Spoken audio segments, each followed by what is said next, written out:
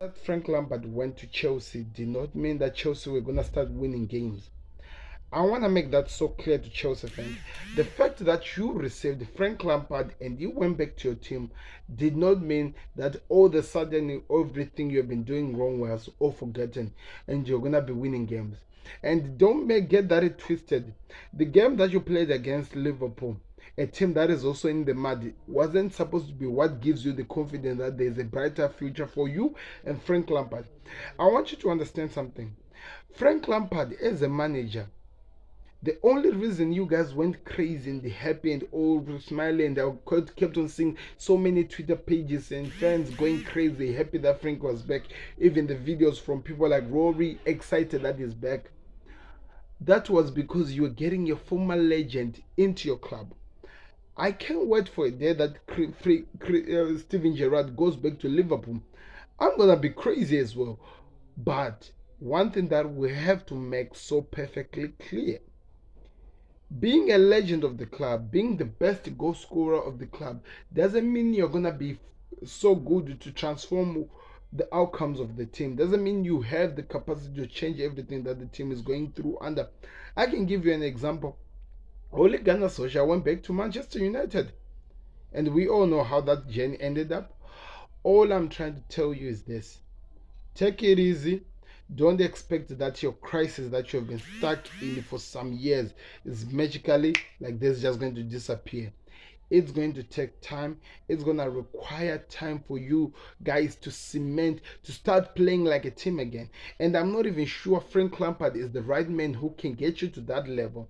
And today, the game against Wolves proved it, because we are playing with a team that has less goals than another team in the Premier League, but they were able to win against you.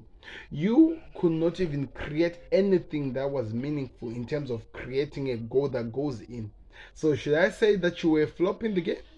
Yeah, maybe I could say that, but most of all is this: you guys have gone through the same dip that Liverpool is going through as well, but it's just that the difference between you and Liverpool is you guys are going on this dip with so much money to spend and with a manager who's really confused what to do with the money, or with a billionaire who doesn't know how to use his money.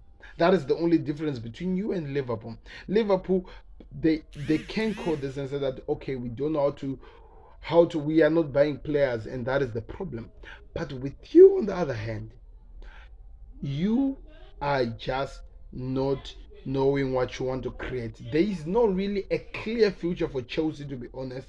The guy came and fired the whole hierarchy of the team in terms of the ones who were really running the teams behind the scene.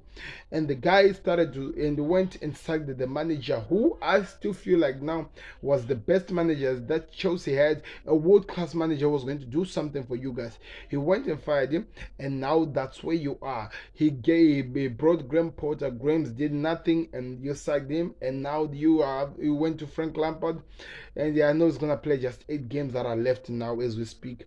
But you said you're gonna get either Luis Enrique or guess what, Antonio Conte. There's so much confusion with this team that we call Chelsea, and your crisis. What makes your crisis worse from the Liverpool crisis is this: you guys destroyed the structure and what seemed like has been working for your team for the past many seasons under Thomas Tuchel, which I felt like if he had given time, he was going to build something with the amount of backing was now getting and everything that was happening. You went and you got Frank Lampard, a guy who plays a different style of football from what all the Chelsea players do play, and that took players who were good in the game like Mason Mount out of the game, because that's not what they've been used to. Since Mason Mount came into the limelight as a player, he has been playing the same type of style, and it was all changed after Graham Potter, because Graham Potter wants to play exciting football. He wants a 4-3-3 where you can pass it through and do something, and that meant that all the players that were in your team were gonna really struggle to at least create something meaningful. You don't really have those type of players who has enough experience to just make it easy in terms of any formation or any playing tactics that a manager brings to you. That's why maybe if we could look at your team, we can say N'Golo Kante, it seems like is the guy who's really got it. Also Thiago Silva as well. Those are the them kinds who can do that. Now we have moved on from Graham Potter. You bring a different manager with a different style, which I really feel up to now he hasn't really achieved anything for people to be raising his head high to have at least done something. Unlike me, if I could have Steve Gerrard, I could say even though he didn't do so well at Aston Villa, he has won something with the Rangers, taking out Celtic. What does Frank Lampard do? Nothing, but you're expecting this guy to just magically come and start winning games. After winning games, he goes and beat Real Madrid.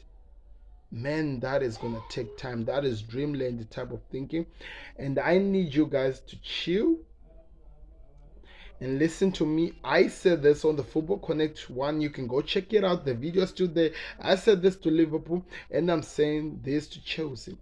Before you start seeing the light you are looking for, it's gonna get worse before it becomes better. But when it becomes better, you might actually start to produce something. Because why am I saying it's gonna get worse for you guys? It's because your own owner, the guy who doesn't know how to use the money, your billionaire who doesn't know how to use the billions he has, kept on buying more players, buying more players. What does this mean? It means that there is a team there is a club with so many players that they don't even have enough dressing room to offer the players. What does this mean?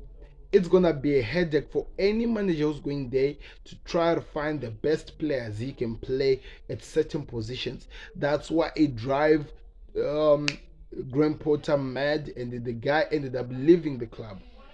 That's why it's also gonna cause problems with Frank Lampard, because he doesn't really know the right players who can, or the right combination that can work with the players he has. So there's so much confusion at Chelsea at this moment, and it only requires somebody with enough tenacity or enough strength in his voice to shout out and cut out the roots that are destroying the team.